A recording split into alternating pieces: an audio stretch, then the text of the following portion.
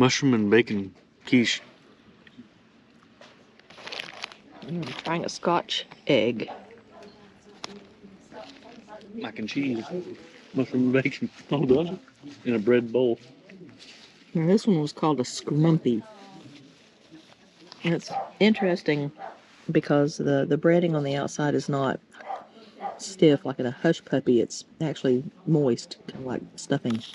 The yellow line in the photo marks the borders of the Roman Empire in its greatest extent in the 2nd century AD. Hadrian's Wall extended from coast to coast across northern Britain. It was built by men stationed at places such as Housesteads Roman fort during Hadrian's reign in about AD 124. Hadrian's Wall marked the northwest boundary of the Roman Empire for about 300 years.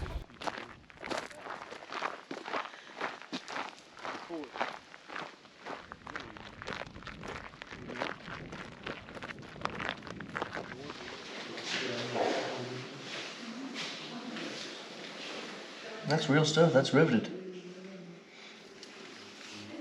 It's heavy. And here again we see this motif of the three. This is the mother goddesses. The Matres. When Hadrian became emperor, he decided that more territorial expansion was unwise. Informational displays state that Hadrian realized that the cost of trying to control the entire island would far exceed the economic gains. So he tasked his military forces to build a wall to keep the unconquered people to the north and to allow Roman development of the provinces to the south.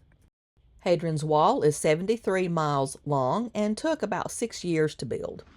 How businesslike this wall is compared to just the sheep walls that are. And this was business, industrial. You know, but the rocks are of similar height. The widths are different, but the heights are identical. And all over the Roman Empire at the time, their soldiers were stationed here and built 73 miles of this.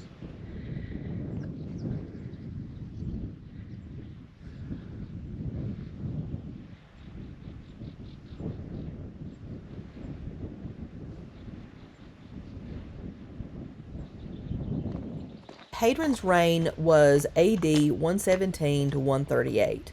Long before his reign, the Romans developed a template for Roman fort building. They were basically the same and looked the same everywhere. There's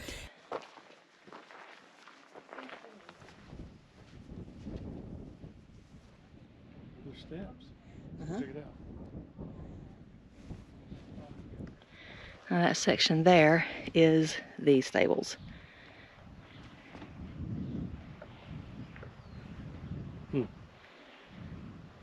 And then we have the Praetorium. This is the commanding officer's quarters, or the Praefectus. We learned later that this section of the Praetorium was called a hypocaust. And a hypocaust is essentially an underfloor heating system.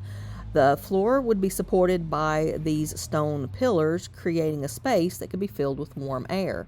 A type of central heating, if you will.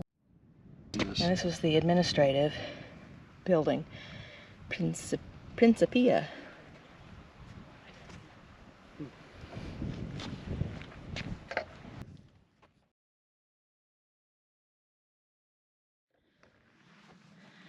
Roman circumstances changed in AD 367 to 400. At this time, the Roman field armies were having to deal with heavy fighting and invasions from a group from the far north, the Picts, first recorded in AD 297. Therefore, life at Housesteads and at other fortifications along Hadrian's Wall became more dangerous. Rome faced a lot of difficulties at this time, and as a result, abandoned some of the fortifications in Britain.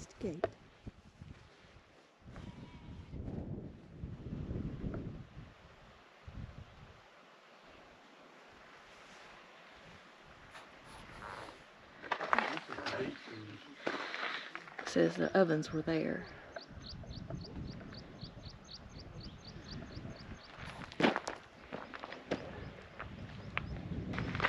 barrack buildings. Granary.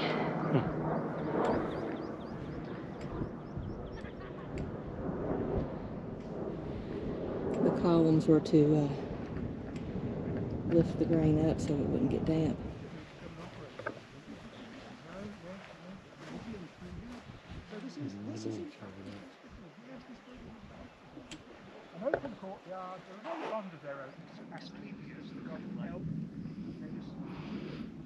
Hospital.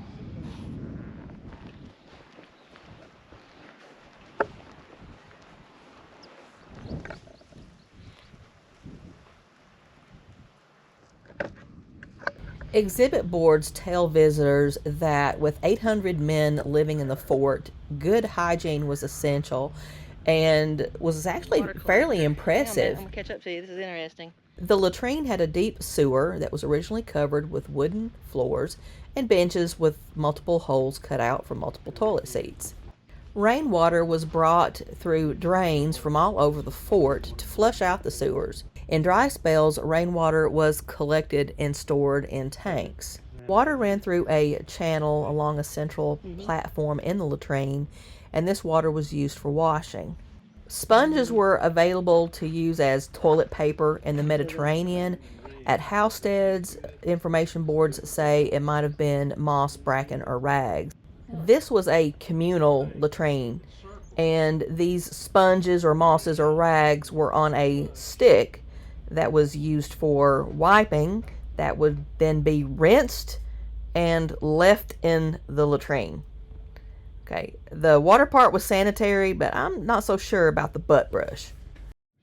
Some kind of stone dovetailing. Building 8 was given the grim title of the murder house because archaeologists found 2 skeletons under the floor and are not really sure why they would have been there. 2 bones, or 2 sets of skeletons buried beneath the house. No one knows how they got there.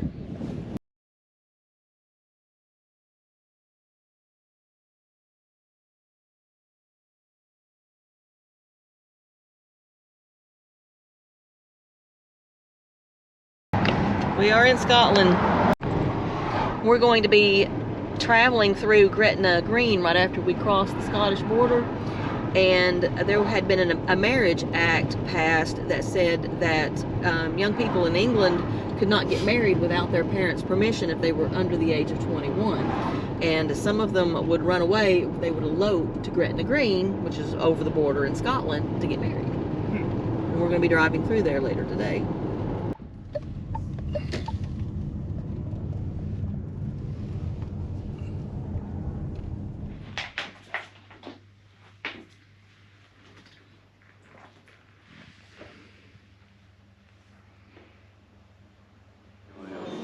That's pretty good stuff, actually.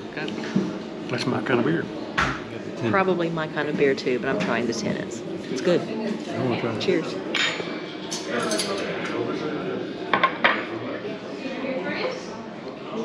It's really good. Good. Sonia. There we go. Can I get yourself now?